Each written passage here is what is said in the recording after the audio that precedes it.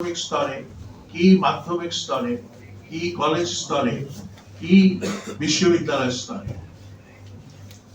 এসব শিক্ষকদের মান কি অবস্থায় আছে সেটা আপনারা ভালো করে জানেন।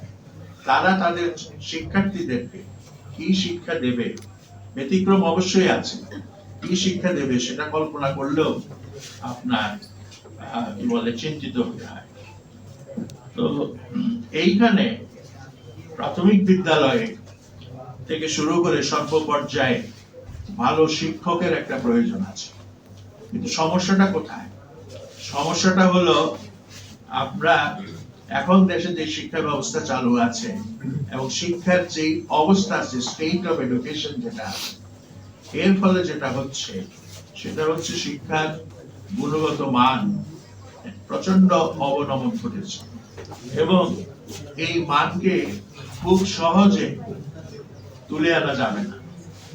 কারণ প্রাথমিক শিক্ষার মান যদি খারাপ হয় তাহলে মাধ্যমিক শিক্ষার মান খারাপ হতে বাধ্য। মাধ্যমিক শিক্ষার মান যদি খারাপ হয় তাহলে আপনার পরবর্তী পর্যায়ের শিক্ষার মান খারাপ হতে বাধ্য।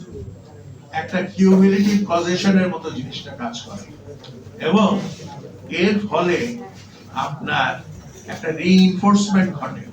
সেই রিইনফোর্সমেন্টটা হচ্ছে মানের অভাব, মানের আরো অবনতি। এবং আমি তো দেখি না, বহু আলাপ হয়েছে ক্লাসরুম কিরকম হবে, বই কিরকম হবে, সবকিছু কিরকম হবে, কিন্তু the most important input in the education system সেটা হচ্ছে টিচার, এবং টিচার এন্ড টটের যে রিলেশন সেটাই হচ্ছে গুরুত্বপূর্ণ বিষয়। আজকে সেই শিক্ষক কই, সেটা হচ্ছে প্রশ্ন। এবং আগামী 50 বছরেও কি আপনি সেই শিক্ষক খুঁজে পাবেন কিনা? কারণ শিক্ষার আজকে যে হাল, বেহাল অবস্থা, এই বেহাল অবস্থার মধ্য দিয়ে যারা বেরিয়ে আসবে সার্টিফিকেট নিয়ে, তারা আমাদেরকে কি দেবে?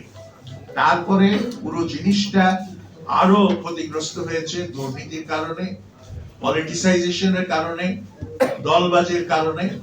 এটাও কিন্তু একটা বড় কারণ। এবং এই দলবাজির থেকে আমরা কতটুকু মুক্ত হতে পারবো ভবিষ্যতে, সে ব্যাপারেও কিন্তু আমার যথেষ্ট সন্দেহ আছে। কাজেই আমার মনে হয় nothing short of A social revolution আপনি কিছু অর্জন করতে পারবেন। এখানে অনেক কথা হয়েছে, রাইটস নিয়ে একটা কথা হয়েছে। রাইটস, অধিকার। আপনারা কি জানেন কার্ল মার্কসের একটা উক্তি আছে, সেই উক্তিটা হচ্ছে, উনি ক্রিটিক অফ বোথা প্রোগ্রামে সেই উক্তিটা করেছেন।